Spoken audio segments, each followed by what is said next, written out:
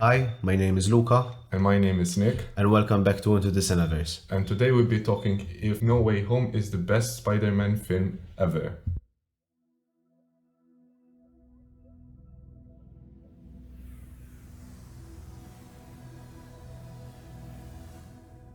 In general, Nick, what do you think about Spider-Man No Way Home? I think I would give it like around an 8 out of 10. Okay. As a MCU, it was one of the best. I think it's tied with Endgame. But as a whole, the plot and the characters and all that, I think it was very, very well done. However, I have this opinion where I don't think it's the best Spider-Man film.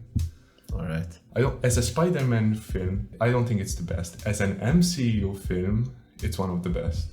Alright. Because I think since we have the MCU, it's not like a standalone Spider-Man film anymore. There's a whole different plot now. It's not just Spider-Man.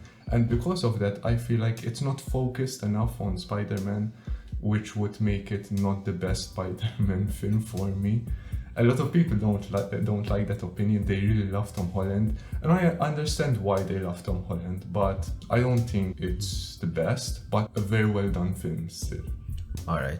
Contrary to me. Because you said, alright, Tom Holland is not your favorite Spider-Man. Andrew Garfield is my favorite Spider-Man. Really? But this is my favorite Spider-Man movie. Really? Alright, It's one of because the- I think it really brings out who Spider-Man is.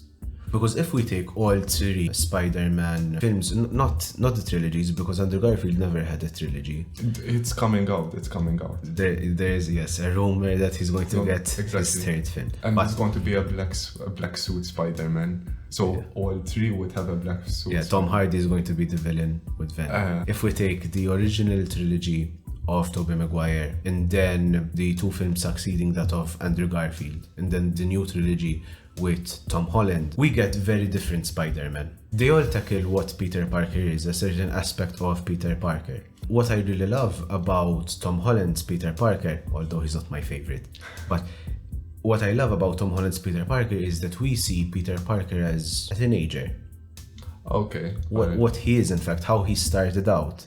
Alright. As in the other two films, we do see him when he was being played by Tobey Maguire and Andrew Garfield. Yes, we do see him as this teenager, he's still in high school, but they had a sense of maturity in a way. Tobey Maguire's Peter Parker had a sense of maturity, whilst Andrew Garfield's Tobey Maguire Was a bit of a goofball. he was a bit of a goofball, he was a bit of a rebel, but there was a heavy element of seriousness.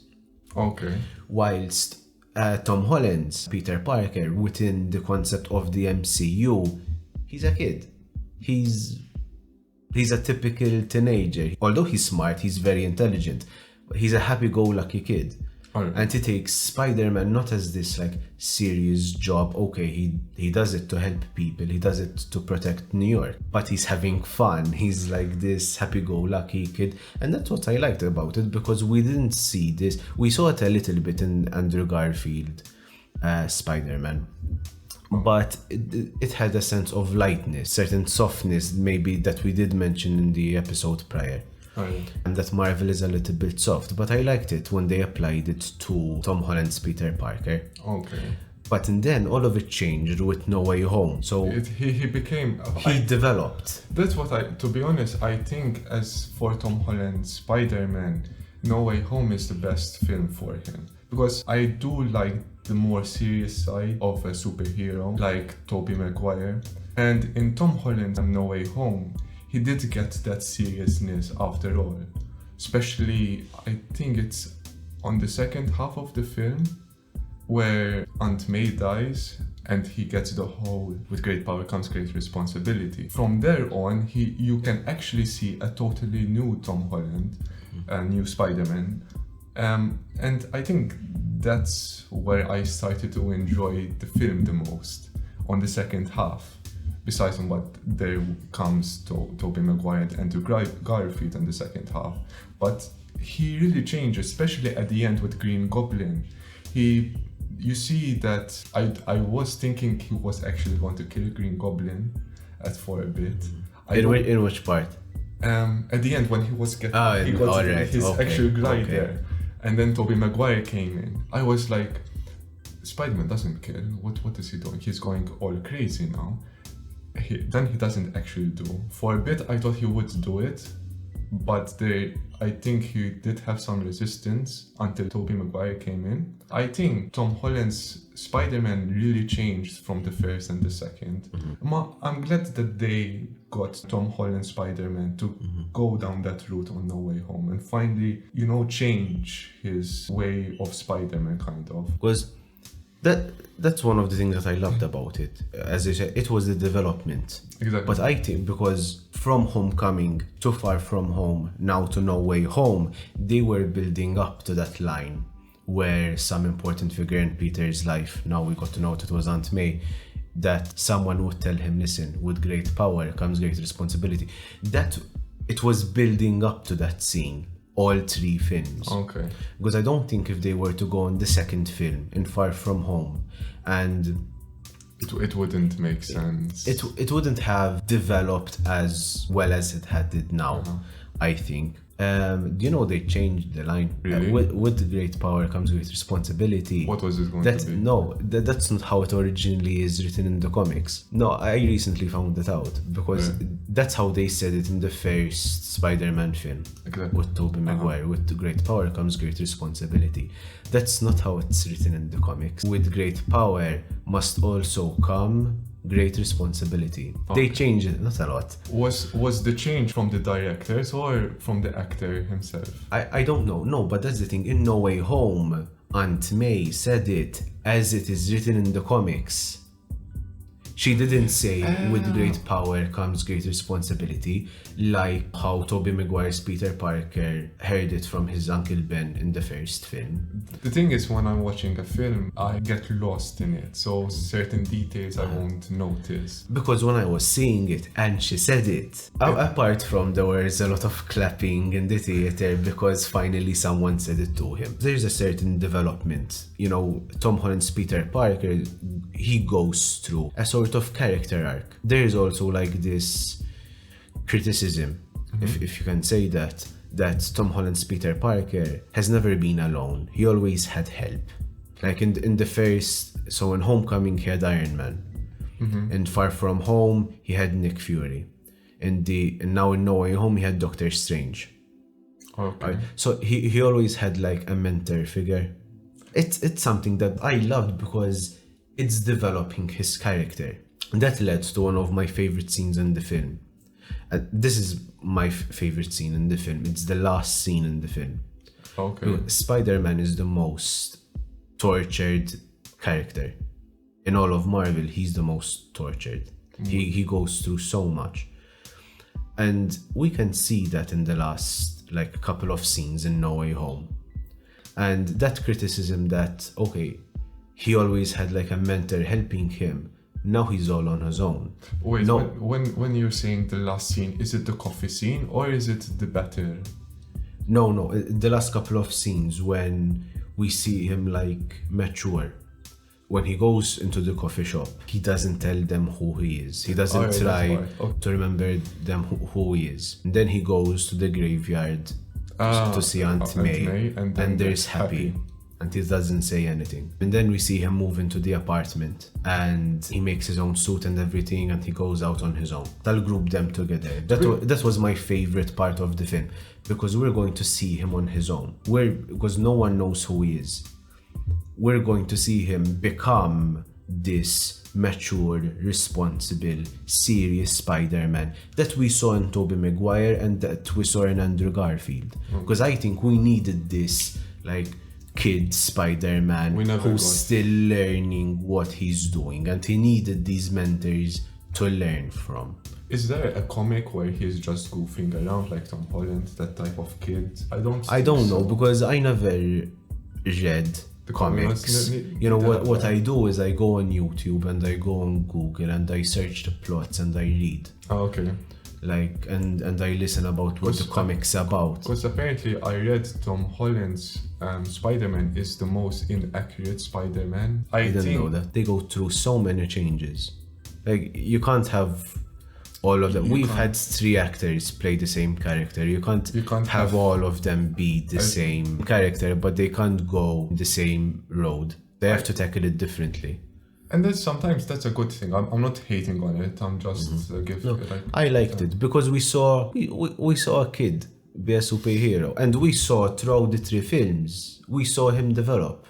We've seen his character arc, we've seen him develop, we've seen him grow up. And I think that's the best thing about No Way Home, is that No Way Home is the film where he actually properly developed into a serious superhero. He understood the consequence and the sacrifice that he needs to do to become Spider-Man. Another aspect that I really loved about No Way Home is the name No Way Home. Because when it came out, why are they naming it No Way Home? Like, it doesn't make any sense. And there were so many like fan theories on why is it being named No Way Home. No one knew why. And then so many fan theories came out. And right after I saw the film, it clicked into my head. It's called No Way Home because he's not going. Aunt May was his home. Happy was his home. His friends, MJ, Ned, were his home. And now no one knows who he is. So he's on his own. And that's the thing that I love. Becoming this serious, mature Spider-Man. I think he'll still be a little like comic relief. Because if they keep on going with Tom Holland, I think that's what he is. Changing him completely it wouldn't feel coherent. We know he can turn dark, as we've seen him in No Way Home. Exactly, yes. But it's not his nature. But I think he will become this dark Spider-Man again. If he gets introduced to Venom, which I think he will, because at the end, Venom left a drop of himself on the bar. So I think there is going to be a dark side of Tom Holland soon.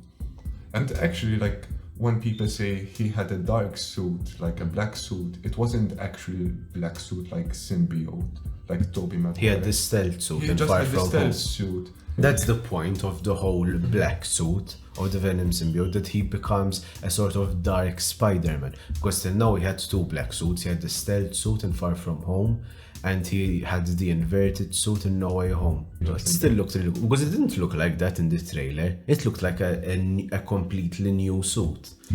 Apparently, Tom Holland's suit is all CGI throughout the first. Not all of it. There are some scenes, because I saw some behind the scenes, that he actually wears the suit. No. Apparently he wears the suit, but then it just gets covered by CGI. Well, if the Iron Spider suit isn't it? That's like no. Like, well, it would be really cool if it was.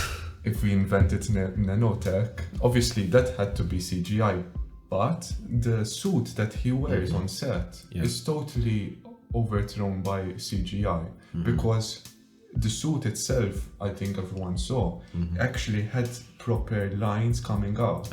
That was flattened out, and as in you still see the lines, but it looks flat. It looks like it's fabric, part of the like paint, and it was overthrown by CGI. To be honest, I think the best suit would still be Tobey Maguire, but I did like the Amazing Spider-Man 2 suit. That suit was something fresh. Tobey Maguire's suit, I think it's like the most. It's the classic. It's the classic, if you would say, dictionary definition of what Spider-Man should look like. Although I think, because in the last scene of No Way Home, when we see him running through the snow and swinging, and his new suit is very comic book accurate. It does look like a very comic-y suit. From Tom Holland's suit, that's my favorite one. If I were to choose one, I don't know. I love Tobey Maguire's because it's like it's a classic. It's a classic. I wouldn't say it's my favorite though, although I really love it. Which one would be yours? I don't know. I really don't know. I love all of them. But for the plot, what did you think on the plot since the plot is technically part of the MCU? How do you think the plot fitted with the MCU? To be completely honest, I thought it was going to be more complicated. Same. Since they were getting the villains back and Tobey Maguire and Garfield, I thought there were going to be like some sort of plot twists. I felt the plot very lacking. Alright. I felt like it was a filler for Doctor Strange 2. Okay. That's what I think. I'm not going to say it's the best plot. It was good, but it wasn't the best plot for me. I felt like it lacked something. I wish there was more to sort of bring in more between like Tobey Maguire's plot and Luke Garfield's plot with Tom Holland's plot and sort of integrate. Because then It's sort of... it would overshadow Tom Holland. But I did wish there was some, a bit more, make it a bit more unique. Because I think that's why, surprisingly to me, they gave a lot of screen time to Tobey Maguire and Andrew Garfield. They gave them quite a bit of screen time. Half the film is just... I really thought that, okay, they would appear, and... You thought, no, that would be very disappointing, though. That would be very disappointing. If they, for example, imagine they only had 5 minutes of screen time. No. I didn't think that they would only get 5 minutes. Okay, so what? No, I thought that they would just have a little less. Okay. I knew that they were going to appear, and I knew that they were going to get quite a few minutes of screen time. Because then, like, what's the point? But they had like half a movie, half a film, yeah. which is quite cool. But at the same time, I love that because they managed to get them both in, give them quite a few minutes of screen time, half a movie, and they still didn't overshadow Tom Holland. True. So I really love that. But what did you think about the villains and how they interacted with this new universe? No, the first thing I thought is, okay, they're bringing back the villains, not all of them. No. Because there were some villains that were left out. For example, Andrew Garfield's Green Goblin. We didn't have Tobey Maguire's Venom. I think it would be too much if they all accurate. Because then that's what I started saying, like, okay, they're getting back the villains. They won't get back Andrew Garfield and Tobey Maguire. It would be a little difficult.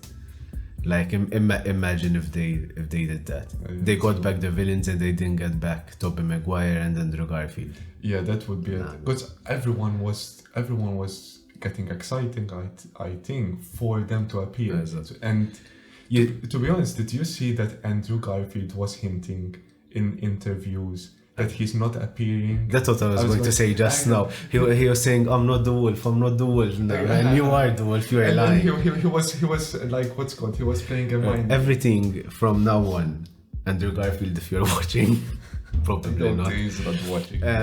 Whatever you say on camera, we're not going to believe you again. Most probably, if he says, I'm not appearing in this film, I was like, you liar, you're going to appear in this, man. Exactly. And if you say if you're going to appear, then you're not going to appear. That's fine. And then the thing is, now he's playing mind games with us, with his own mind game thing. If he says something, we think the opposite, but it's actually true. So, shame on you, Andrew Garfield. You see what the MCU does to your mind. And I love it. So what did you think of how, as in with the film, how they did? I loved it because they continued where they left off. Alfred Molina's Dr. Octopus. We see him in the second Tobey Maguire film. That in the last couple of seconds, he gets this like revelation, exactly, kind of, and it is he sees that Dr. Octavius, in reality, he's a good person. It was the arms that was controlling. Yeah, his technology that was controlling him. Yeah, the chip went exactly. off. So we see him have this kind of revelation at the end of Spider-Man 2. And we see the same thing in this film. Because there was a sense of continuity. Like, they wanted to justify the character that although he is technically a villain, he's a good person. And he's stuck by Spider-Man. And at the end, he was the only one that turned good at the end of the film. Right. Because the others got sabotaged by Green Goblin. They were kind of manipulated to think that, although they all had, in my opinion, like justifiable reasons. So like if we look at Sandman, like all he wanted to do is save his daughter. And we see him in the beginning, he thought that Tom Holland was Tobey Maguire's Peter Parker. When he saw Spider-Man the first time, he thought it was his Peter Parker. Because technically he never saw Spider-Man. Exactly. He never saw Peter Parker. And obviously he doesn't know how Peter Parker looks. I think also Electro... No, he doesn't know how he looks. No, it doesn't. Electro doesn't know what he Oh looks yeah, like. Electro doesn't know. Sorry, my At bad. the end of Spider-Man 3, he calls him Peter. Yeah. I forgot. Right. So he trusts him. But then he gets manipulated by Green Goblin, and he becomes this sort of forced villain. The same as Electro, in reality. Electro always had. I think Electro, deep down, he always wanted to. He wanted to be noticed. He wasn't a bad person. He wasn't a bad person, but then he got very greedy and ambitious. And when he saw that he's in a new world, he felt like he could, conquer now a new world. Exactly. And he was different. He was different. He wasn't blue anymore. He wasn't blue anymore. Something that I didn't understand. Like, why did they make him blue? Comically, he looks with the shockers, the star on his head. The star on his head. Which it shows in the film. For a brief second, when he's in the air and the electricity is going around him, you see a star forming around his face, which was really cool. Technically, the whole plot of it was basically, it started with Spider-Man wanting everyone to forget who he is. Who Spider-Man was. He wanted everyone to forget that Peter Parker was Spider-Man. Exactly. Not who forget who Spider-Man was or who Peter Parker was. No, just that Peter Parker was Spider-Man. Exactly. And then it went to helping the villains out, and then eventually leading to Spider-Man being forgotten. What do you think of that whole plot? It's not something that I think a lot of people saw coming. I the last bit that everyone forgets who Peter Parker is, I didn't see it coming, and I loved it for reasons that I mentioned in the beginning of the video, because we see him develop and become the Spider-Man we want. But no, I didn't see it coming. I really didn't see it coming. I loved the plot, but I did have some problems with it. What problems? Mainly that, because it was very easy. There were so many things that were said. Like, for example, Doctor Strange. There were so many fan theories that was not Doctor Strange, right? That it was either Strange Supreme, or it was Mephisto, or some other supernatural character.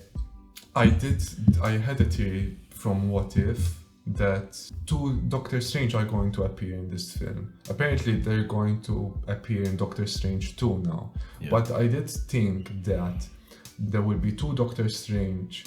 You will have him as a villain, you have the villains coming through. To be honest, I didn't think Tom Holland would actually help the villains. I think they would just go rampaging over this new universe, and we find somehow he on the news he sort of finds out that there are more than one Spider-Man, and they get together and try to stop them. Technically, that would have been quite cool.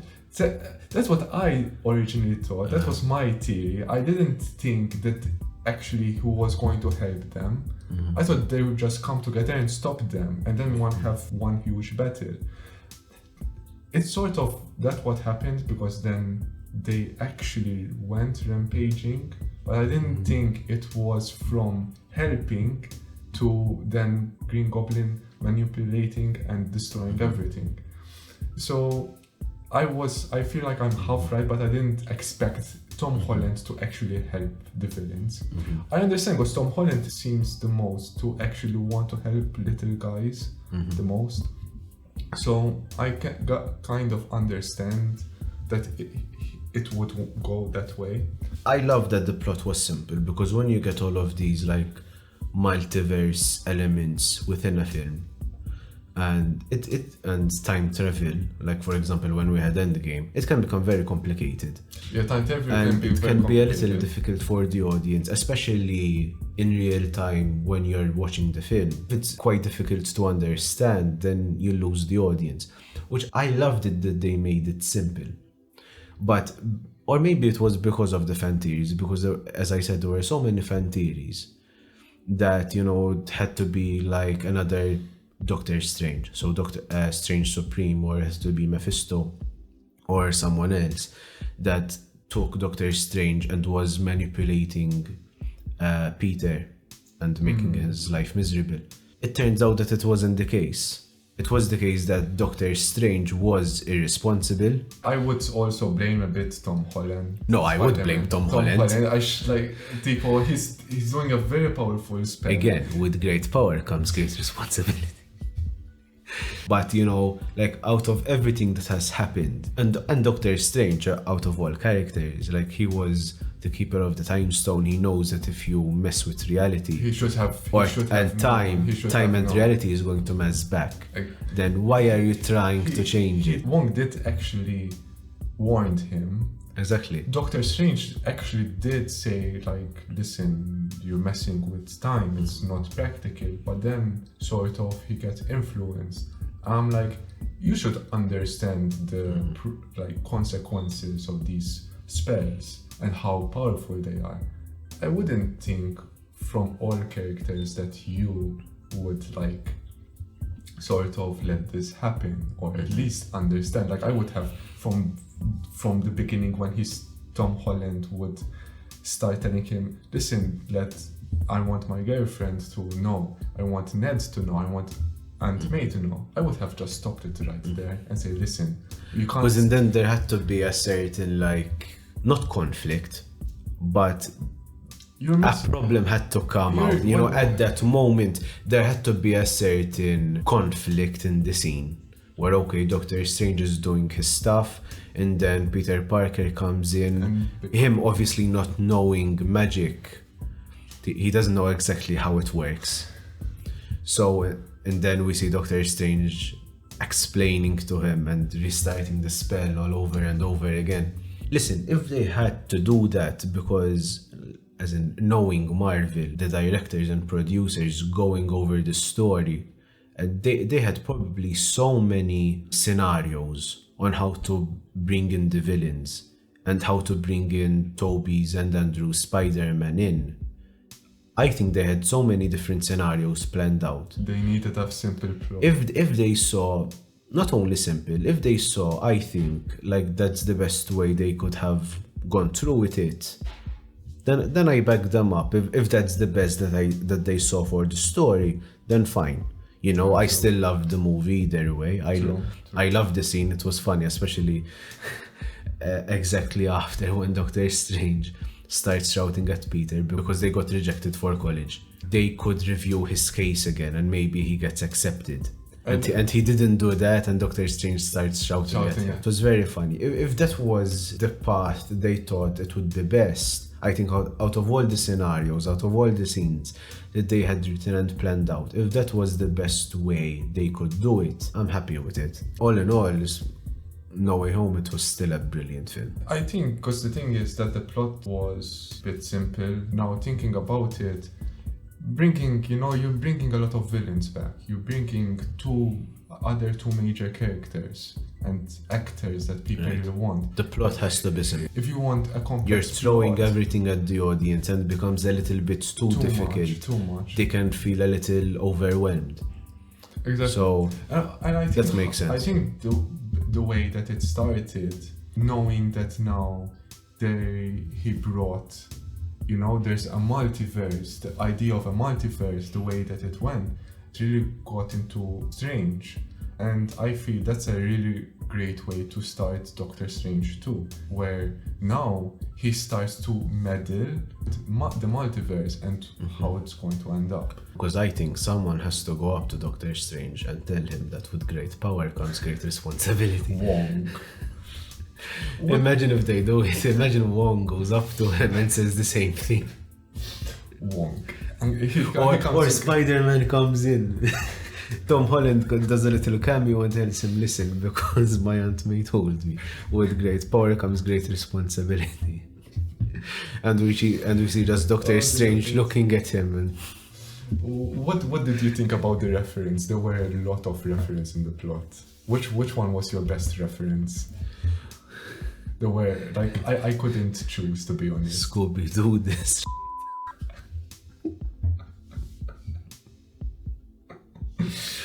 I think my best reference was my back. Oh, that scene. And it makes it more funny because Andrew goes behind him, sort of gives him like a type of Heimlich and just carries him up, trying to crack his back. Just those two. Okay. I really loved when Tobey Maguire and Andrew Garfield, Spider-Man, just alone together and just goofing around. Okay, that's what we were saying about references. Was what I said. I don't think it was a reference. No, I don't. That was not a reference. Alright. What I don't know why, that was the first thing that came to my mind, and I said it. The meme. Oh, the meme. Okay, the meme. It's not I love a reference. that. It's not a reference. Isn't it though? It's a reference to the meme. Okay, true. Since it's a reference to the meme, I think that would be my favorite reference. Because I was going with reference to the other films. Like finally, I've seen that meme so many times, and I laughed to it so many times that it actually happened on camera. There was a moment during when I was watching it the first time, and when they're underground, the villains are locked up. And Norman Osborn starts speaking to Peter and tells him, you know, Peter, I'm kind of a scientist myself. I didn't get that when people started to clap, and I'm saying, why are they clapping? You forgot about that reference. It's one of like the best references. And then in the intermission, my friend told me that's from the first Spider-Man film, and I really started to feel bad. I can't believe I missed it. I can't believe you missed that. Like it's a classic reference. I know. And I really loved when Andrew, I think this I read somewhere where it was literally unscripted thing, and the reaction from Tobey is when he says around, I love you. That one. That was when he turned around, I love that. The thing is, I really love Andrew Garfield for just being that goofball. Not the whole Spider-Man, just his character and personality. And if we want a dark Spider-Man, he's the Spider-Man. He says it in the film that when they're on the rooftop and they started to speak about their experiences, trying to tell him like, you're not the only Peter Parker, right? You're not the only Spider-Man, but we've been through so many things as well, and we got through it, that you'll get through this as well. And Andrew Garfield's Peter Parker starts saying that after Gwen died in the second film, he went on like a rampage, and he said he stopped pulling his punches. So he killed people, I think, in his continuity. I don't think he killed in The Amazing Spider-Man 2. After he had that fight with Rhino. You think after the after fight? After that. Okay, no, I thought maybe between that, and then he went back to being a hero. No, he went back, but then he turned dark. Then he turned dark. That's I don't.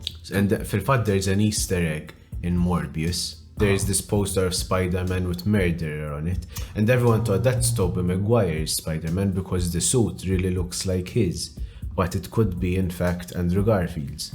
True. So Morbius could be in The Amazing Spider-Man. What did you think about Ned having the magic? The magic. I have a theory about that. Now I'm remembering. Thank you. I did see a poster of Ned having the cape and becoming the next sorcerer.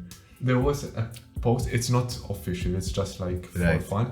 But I would really like if Ned started to work under Doctor Strange's like as an apprentice and that would becomes be cool. That would be really cool. That would be cool. And there were also some like posters as funny if he would open a portal. I think I sent this to you. He would open a portal and Iron Man would step in. Or there was another one, Spidey Gwen would come through. I have a theory about Ned. What's not Ned, like specifically Ned. So when there is the scene, they're still underground.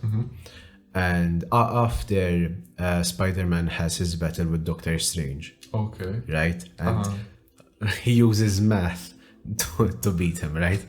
Right. So after that, and he tells the villains he's going to save them. He's going to try and save them. And he leaves.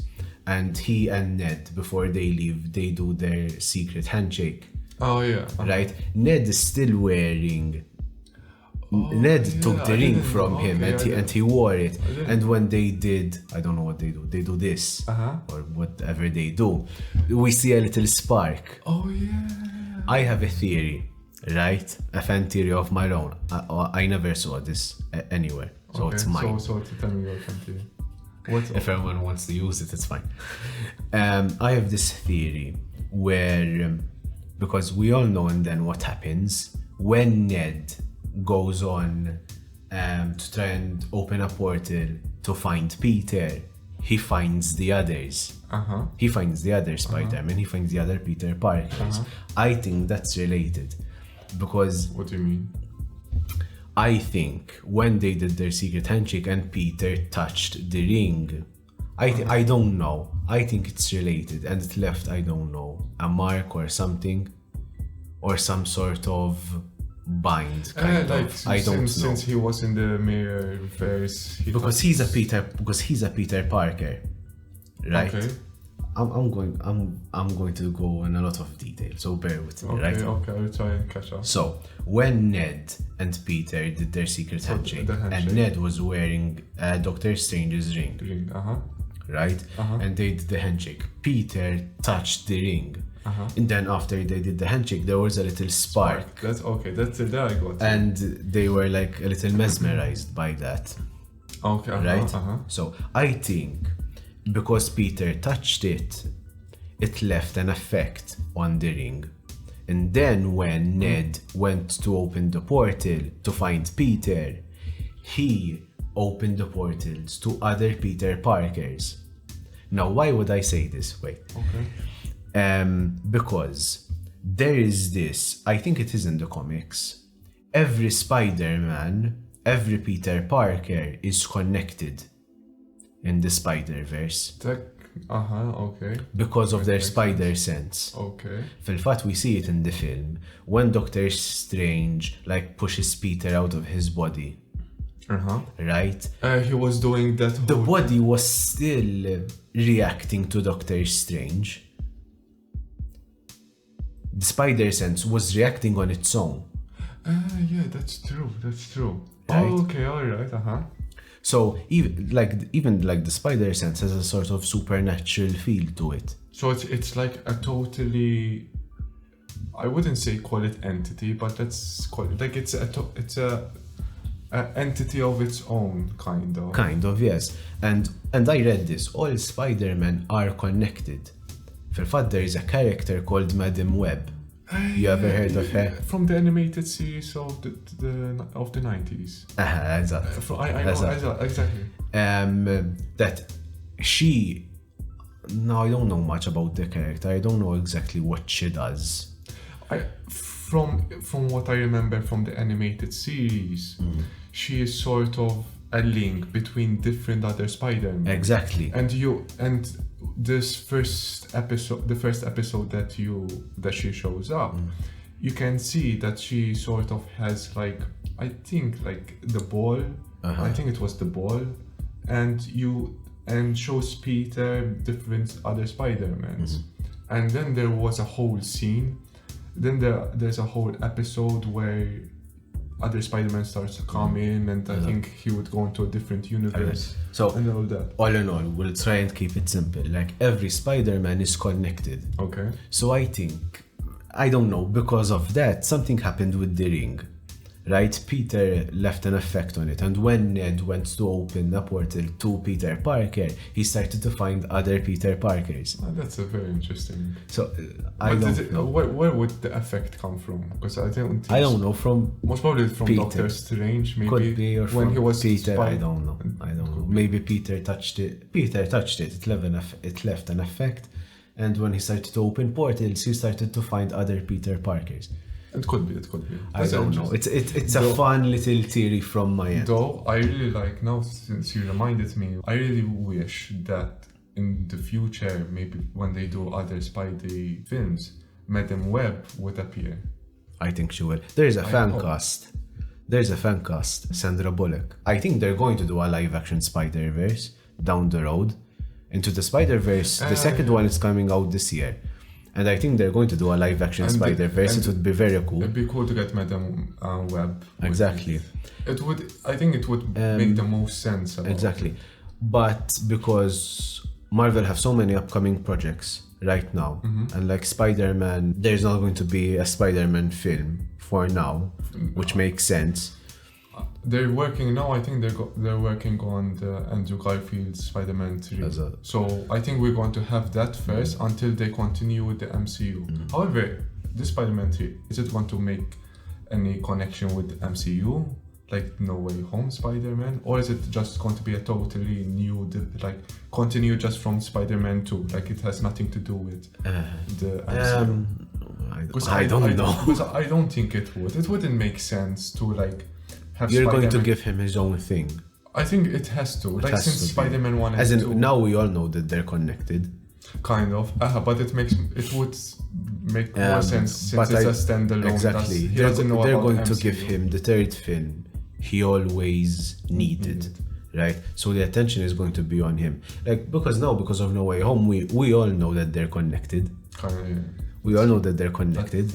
So, out of all the villains that were reintroduced in this film, which one was your favorite? I think Dr. Octopus. Really? Okay. Why? No, nothing. Because, as we said, he is a villain, but he turned good. Because he's a good person. Well, okay. With that argument, all of them are good. They kind of went like through even bad like experiences. Green Goblin. Exactly. Because I was going to say Green Goblin. As in when he is Norman, he's good. But then he has his like alter ego, which is Green Goblin, which fights. I think the best actor for villains would be Green Goblin. Willem Dafoe. How he performed in Spider-Man 1 really brought out Spider-Man, Tobey Maguire Spider-Man. And because of his action, Spider-Man as a hero really came popular, really started the superhero film thing. And I feel it's because, not because Tobey Maguire did a bad job, but you know, like, you have a good hero if you have a good villain. Exactly. And Green Goblin really brought it out. And because of that, as an actor, I really liked him. Now I preferred Green Goblin. Now I'm going to talk about Green Goblin specifically in No Way Home, right? Because, alright, I think Willem Dafoe did a fantastic job in the first Spider-Man film. Like, as you said, I agree with everything you have just said about Willem Dafoe, Norman Osborn and Green Goblin in the first film. What we see in No Way Home, we see the same character. But he's a bit different, you can notice. He's more psychotic. That is true. Which I loved. I love Willem Dafoe. He's such a great actor. And he did everything himself. He did his own stunts. Oh yeah, I read something about that. He did his own stunts. Which is really cool. One of my favorite scenes in the film is when Spider-Man is on him and he's hitting him with everything before Aunt May. This is the one before Aunt May. Okay. And Spider-Man is on him, hitting him in his face, and he's just there smiling and laughing. Like, you really have to be a psychopath to, like, you're getting hit. Exactly. And that reminded me. Okay, I'm moving a little bit over to DC. It reminded me of Joker. I was going to say, but it reminded me of Joker, but he was still his own character. Like, it was still I was seeing Green Goblin, like, because Green Goblin is this like psychotic character, and one of his characteristics is his laugh. Exactly, like Joker, like the Joker. Exactly. So I'm not comparing Green Goblin to Joker. I don't want to start a war between those things. As in, you can't really compare them. You can sort of compare them, but I think they're their own thing, so it's really difficult to I just wanted to make a little side note about that. Alright, I don't want to start anything. Goblin versus Joker. It was such like a great scene to watch. Like, at that moment, I was mesmerized by Willem Dafoe's performance, because you get sucked in, and you see Spider-Man hitting him with everything he's got, and it's not enough. And we all know Spider-Man, he has this great strength, like he can hit a wall. His hand goes straight to the wall, and he's hitting him with everything he's got, and he's just there smiling and laughing, like all out psychotic. And it was brilliant because Spider-Man, he's a very physical character. Like, that's what he is. He fights. And I think he's the most flexible character. Exactly. The way he moves and the Exactly. parkour And, he does. and it's not like Green Goblin has these supernatural powers or great strength that, you can't beat. Like, he beat Doctor Strange technically with everything he has, and he still beat him. Okay, he used his mind, not his strength. But with Green Goblin, like, you have to use your strength. You're not going to reason with Green Goblin. You're not going to use logic to get your way out of. The thing is with psychopaths, like exactly. Like if going back to Joker, that scene where Joker is in the prison and Batman is literally just beating him, and Joker says, "You have nothing to threaten me with." Sort of. Because he has nothing to lose. Because he has nothing. Exactly, he has nothing to lose. And when you're a psychopath, it's literally just that philosophy into Green Goblin. Exactly. So it was a very mesmerizing scene, and I loved it. And that was one of the reasons why I love this film. It's because Green Goblin was the main villain. He made Peter Parker. He made Spider-Man change into the person he needed to be. Kind of. Because he killed Aunt May. He killed the only person, the only family he had. Okay. Because of him, he had to become this responsible, mature person. He had to evolve because of him. So in a way, it's like, not he created Spider-Man, but he molded him into the Spider-Man he needed to be. Tom Holland's villains, I really don't like them that much. We needed Green Goblin from Tobey Maguire's Green Goblin to literally affect Tom Holland's Spider-Man. And I don't know what's going to happen with Tom Holland's Spider-Man villains. And out of everything, alright, we saw Andrew Garfield Spider-Man come back, and we saw Tobey Maguire's Spider-Man come back. So what were your favorite moments about the film? I think the introductions of the villains and the Spider-Man. I preferred the introduction of the villains. I felt the introduction of the Spider-Mans were a bit let down. Did you feel that way? No. Yes. That's what I was going to say. It felt let down, man. I wish it was a more, I wouldn't say a total epic moment. Okay. I didn't want this huge, moment, but at least some sort of energy. Right. I didn't mind that Ned actually brought the Spider-Mans together.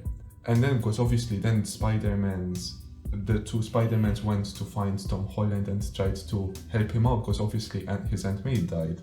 And that was actually a touching moment. But the way that they brought them in, I felt like it wasn't a special moment. It was just a normal scene that if you had it or not, imagine, compare, you're in Endgame. When all the heroes come back. No, Captain America. You remember when Captain America comes in Endgame? He comes from the shadows. Right. And then you hear his team. That's not in Infinity War. Oh, sorry, not in. Was it in? When there's the train. Exactly. Okay, sorry. That's War. alright. Sorry, because Infinity War and Endgame, sometimes I sort of put them together. They're the same movie, Nick. They're just. It's just. I know. I understand. So, remember that, and everyone. I could feel the energy. Yeah. And then obviously the portal scene in Endgame, that was something huge. And as big as Tobey and Andrew coming back, you needed that. You didn't want he just comes out of the portal, it's like, hi, and then Ned tries again and gets another Spider-Man, and he's just Tobey Maguire's wave that you need. Great, just some random guy. Just some random guy. You don't even know if he's Spider-Man, and then No, I felt the same. Because it is one of my favorite scenes because they come back. I'll say it. Okay. It is one of my favorite scenes because they come back. Right? Out of all the months of torture that they have put us through, right? With all the fan theories and rumors and everything. And Andrew Garfield lying to us. Right? It is one of my favorite scenes because we finally saw them back. Right. I would want to clarify. I really liked the scene.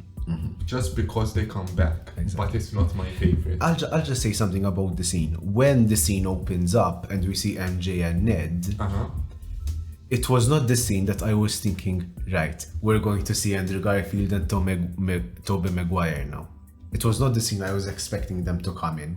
So it was very random, it was very spontaneous. So that was the one thing I really loved about it, because we didn't know what was going to happen in that film. You know what I thought was going to happen? I thought, so you see Doc Ock come through, Green Goblin comes through. And I was hoping, and at that point when they were coming and Spider-Man, Tom Holland was fighting, he was like sort of, I think he was grasped by Doc Ock with his tentacles. I was hoping, and I was thinking, I think they're going to come out. I think they're just going to come out of nowhere, and the three Spider-Mans at that moment would come together. Right. I think if they did that, or sort of maybe not at that scene, but in a different scene similar to that scenario, I think it would have been much better to introduce Spider-Man, Tobey and Andrew at that point. Right. Because come on, we've been months waiting for it, and yet that's how you introduce the characters coming back. Right. As it was, again, because I don't want to undermine it, it was still a great scene. No, I loved it. I really do. So I don't want anyone to feel like disappointed. And then Andrew goes on the ceiling and just like gets with the cobweb. Like, I loved it. I really did love it. It's just, what I can say is that scene, how they did it, not because they didn't get back Tobey Maguire and Andrew Garfield. Okay, they got them back for the fans, but they got them back for the story as well. It was always planned, I think, from after Far From Home. They knew that they were going to do that, right? But that scene, how it was planned out, it was for the fans. Like, there was this, again, as I said, it was random, it was spontaneous. You didn't go into that scene knowing that. Listen, you think you find Tom Holland. Exactly. And then you see Andrew. I was thinking exactly when she was going to press the button on Doctor Strange's box, like Doc Ock or Green Goblin was going to come in. That's what I thought. I never thought that they were going to show. So it was very... It was a well-structured scene from our point of view that, listen, okay, Tobey Maguire and Andrew Garfield, they're not going to show in this scene. And right? then they show. And then so it was very spontaneous. So that was brilliant. That was great. So what do you think made it disappointing? Like there was an anticipation, which I really loved. Okay. And then what came after was, okay, when Ned was doing the portals and it opened, like, okay, I think something is going to happen, right? And then we see Andrew Garfield's Spider-Man. I knew it was him. He's very tall. Exactly. He's tall. He's very tall. You can see that it's Andrew Garfield. So at that moment, I was very excited. I wasn't disappointed. If you were with me and the whole theater shouting and clapping and everything. To be honest, for context, I saw it almost a month after, where I think there were like only 4 people in the cinema, so I didn't have the whole everyone clapping, everyone shouting. I didn't have that energy, so it could be that I felt it was let down because of that. But in the same time, you shouldn't depend on the people in the cinema to give it. But when I went to watch it, when there was that amount of people, you feel that like with Endgame and exactly everyone was clapping, everyone was shouting. That's something that you see his figure, and I said, okay, that's Andrew Garfield, and everyone shouting, everyone clapping, like it's one of them at least, or it's not. And Tom then Holland. From there you expect Tobey Maguire to and then the one thing that let me down was after, because at the time I was so excited that I didn't think about it. Okay. But then after, when I was still like, I was thinking about it, and like, okay, but as a scene, was it? I loved it, as I said. I think I did the same thing. like when there was Ned and MJ and they were shouting to Peter to come over, like it felt a little Wait, forced. which Peter? Andrew? Andrew. Okay. They were shouting to him, like they were saying, is that him? And they started shouting Peter for him to come next to them. Like a dog. It felt a little forced, in my opinion. Like at that moment I was very excited and everyone shouting and clapping. But it felt a little forced. And then when obviously he came out and he started to talk, and then he removed his mask and even more shouting, it was brilliant. And then Tobey comes in. And then Tobey comes in. Does the nice wave. Does the nice awkward wave that his Peter Parker does. No, it was... Even the fact that, one, it could be that it was rushed a bit. The introduction of them could have been a little rushed. As in they weren't then introduced. They introduced themselves and they went through everything together. But there was, yes, I get what you're saying when you say it was a little rushed, because I think it was a huge moment. I think it was. And then I'll say what I said before as well. They've probably went through so many different scenarios, thinking, okay, what's the best way to introduce them? What's the best scene? What's the best way?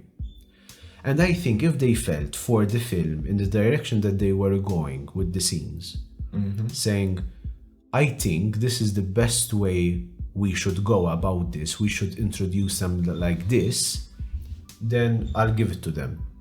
I trust them completely in that regard. How I feel like, and then just came to me, maybe they didn't want to do the same thing they did with the other, with Endgame and Infinity War. True. Them coming in a pinnacle point in the film during the fight. Yes, true. It would have been very predictable that they would have come in. Infinity War and Endgame, I think every introduction they had was in a fight. I think, okay, if they didn't want to go in that direction, I think I will give it to them. The only thing that I wished was better energy. That's all. Yes. I got that. We're not every time undermining the scene, just to be clear. I loved it, watching it again and again, especially at work. Going in at those specific moments where they come in and seeing the faces on people, like getting all I love that. One other favorite moment would be when the three of them swing together. And at the end, when they come down and they're posing, I think that was a brilliant sort of shoot. Right. Like it was a very iconic moment. Exactly. It's not something like, Peter did this or something. It was just because of the picture. We had technical issues, so if the cut is wrong, we apologize. A little bit. Just technical difficulties. But we fixed them now. Moving on to the last bit, let's talk about some Easter eggs. What did you think about Daredevil? So for people to know, I really love Daredevil. I don't know if I said this in the previous episode. I really love Daredevil. The series, I think, is the best series, best super. I'm going to say it. Might be the best superhero out there for Marvel. Right, okay. I mentioned this in the first episode. I began watching Daredevil again. I'm in season 2 now. So, okay. I don't want to say anything. Finish the season 3. I wish there was more of Daredevil. I felt that part needed. I wanted him to be more present in the film. Right. However, I am still happy that he approached. And the fact that Peter just thought he was a normal lawyer, and then literally he just grabbed a brick he's blind, and was like, how do you do this? I forgot what he said. I'm a good lawyer. He said, I'm a good lawyer. I'm a very good. I'm hinting, I think there was a hint of it that now he's going to come back as Daredevil, but he's not going to do another series of Daredevil, but he's going to be more present in the MCU. I think only as cameos at first, until he has a huge role in the MCU. So for now, he's just going to appear for 5 minutes, some cameos, and that's it.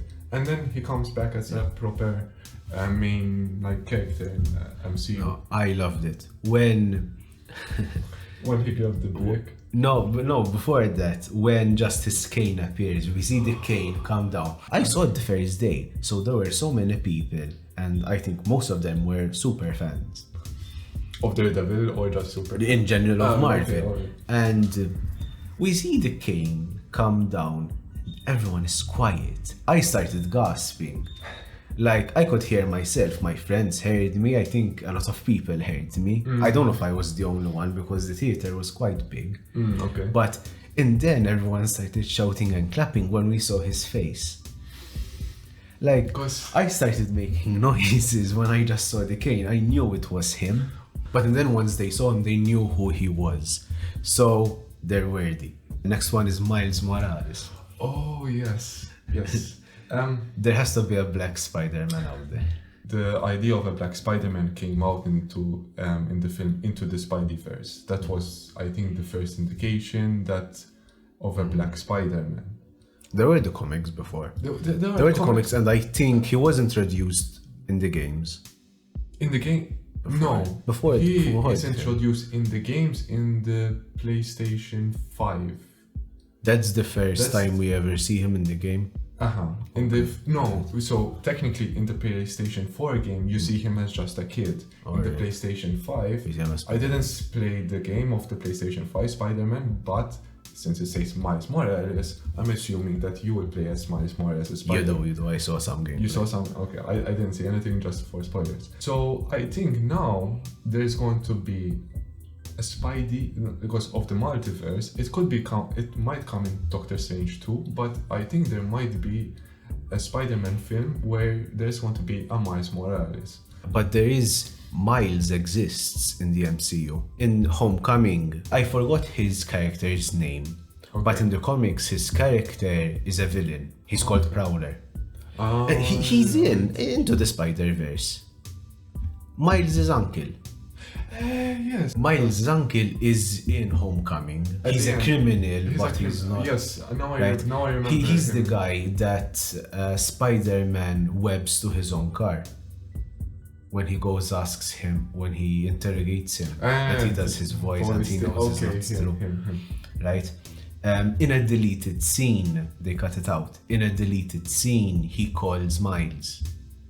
And he talks to him. He says Miles. But he does reference him in the film. He says, because he was referencing to the weapons that he was selling.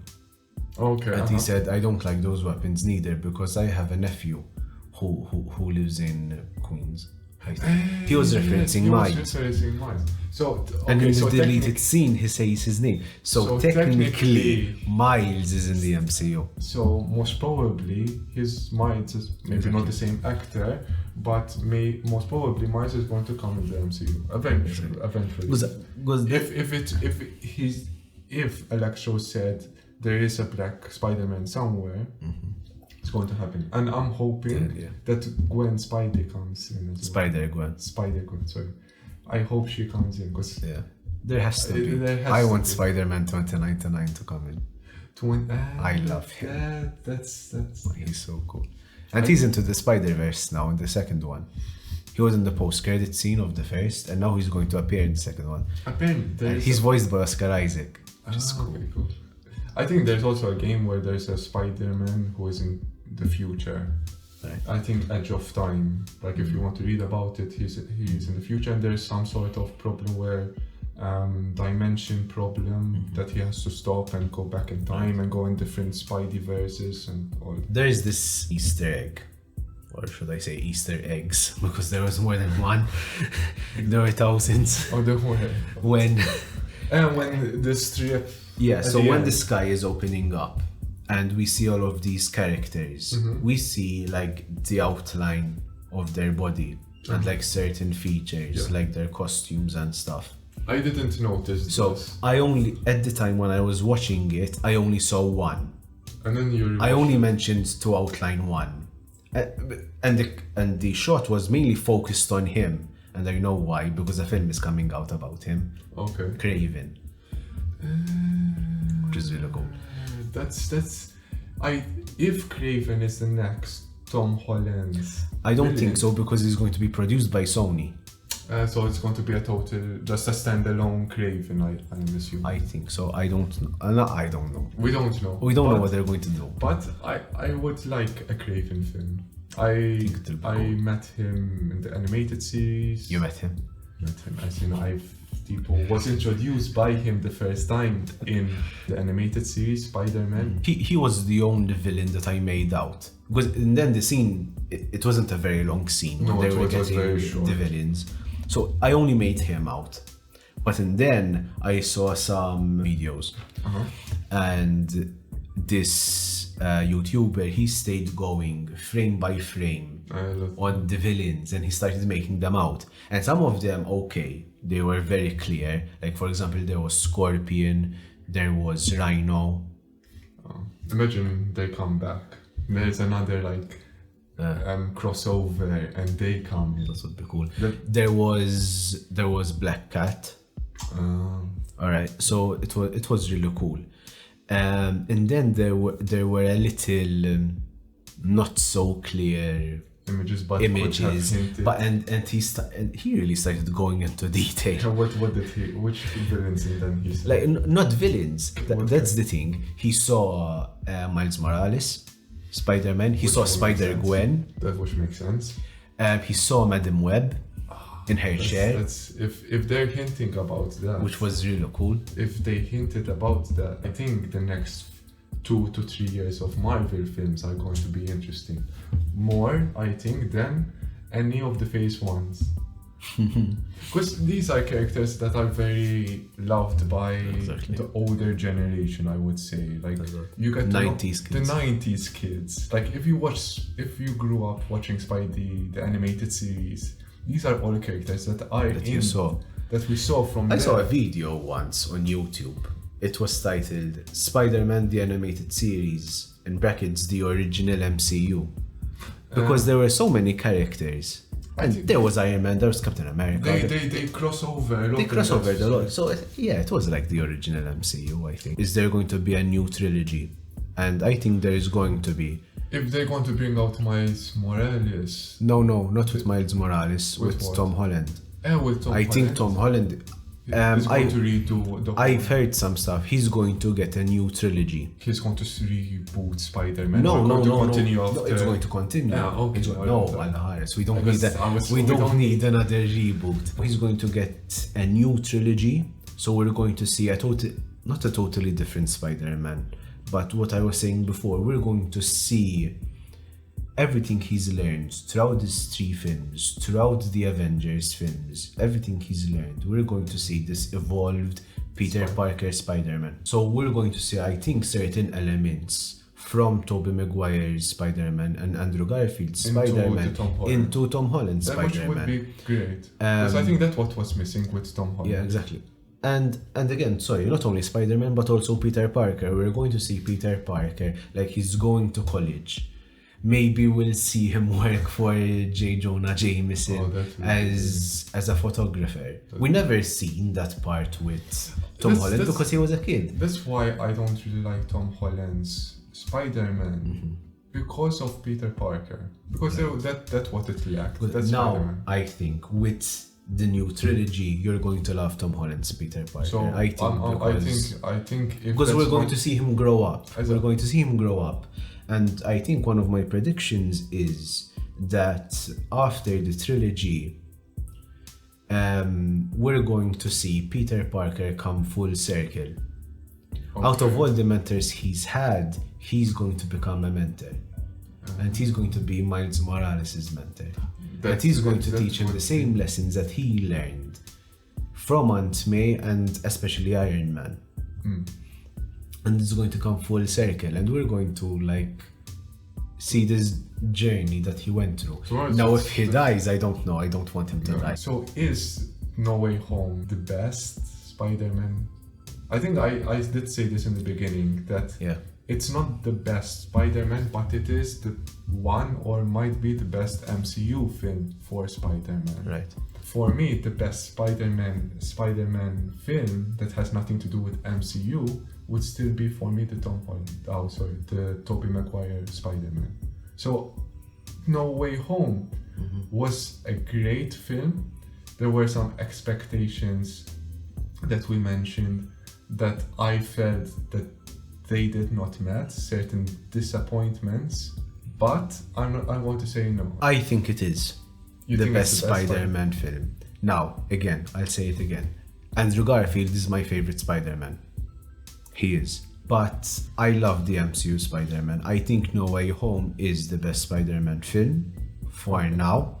For now, yes. I think when we get the new trilogy and finally see Spider-Man on his own, and I think the best Spider-Man film that will come out is when he's fighting on his own. He's fighting against the Sinister Six. No, true. They haven't been introduced yet, as in closely in this film, but there were 5 villains, not 6. And I think they're going to do a Sinister Six film. Okay. I think that will be the best Spider-Man film. That's an early prediction from my point. But what I can say is that for now, yes, I think No Way Home is the best Spider-Man film and the best MCU film. I think it goes over Endgame. And I said that the second I left the theater, and my friend was with me, and I said, and he told me, you're just saying that because you just saw it. You have to wait a little. Told them, yeah, and I did, and I still feel the same way. Okay. Again, I'm not trying to take anything away from Endgame. I loved Endgame. Yeah, it was, it's second behind for me now No Way Home. Because No Way Home, I think it's so iconic. The road that it took, introducing again the villains, Tobey's and Andrew's Spider-Man, the character arc we saw for Tom Holland, the way he developed. And I think the last fight scene where Spider-Man and Green Goblin are fighting on Captain America's shield on the Statue of Liberty, I think that is going to be listed as one of the most iconic movie scenes of all time. I have that feeling because it's very iconic. So I think that would be it for this episode. I think we said enough, more than enough.